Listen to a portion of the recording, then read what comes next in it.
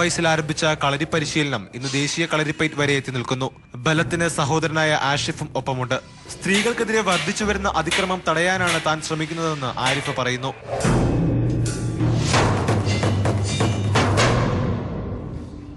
ഇന്നത്തെ സമൂഹത്തിൽ നമ്മൾ നോക്കുകയാണെങ്കിൽ പല സൊസൈറ്റിയിൽ തന്നെ പല സ്ത്രീകൾക്ക് നേരെ തന്നെ പല അതിക്രമങ്ങളും നമ്മൾ നേരിടുന്ന ഒരു കാലഘട്ടത്തിലാണ് ഇപ്പോൾ നമ്മളുള്ളത്.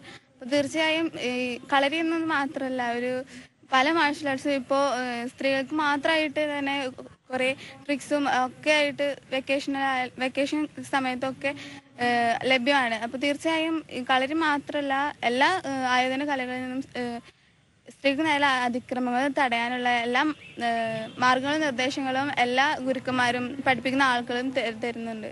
ഇപ്പോൾ ഇടപ്പാളിലെ ഹംസത്തലി ഗുരുക്കൾ സ്മാരക കളരിയിൽ 52ഓളം പെൺകുട്ടികൾക്ക് സൗജന്യ പരിശീലനം നൽകി വരികയാണ് ആരിഫ.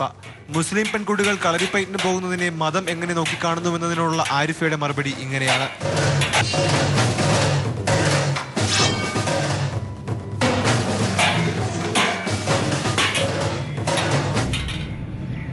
കുറേ പേര് സപ്പോർട്ട് ചെയ്യാനും കുറേ പേര് അത് ആക്സെപ്റ്റ് ചെയ്യാത്തവരും ഉണ്ട്.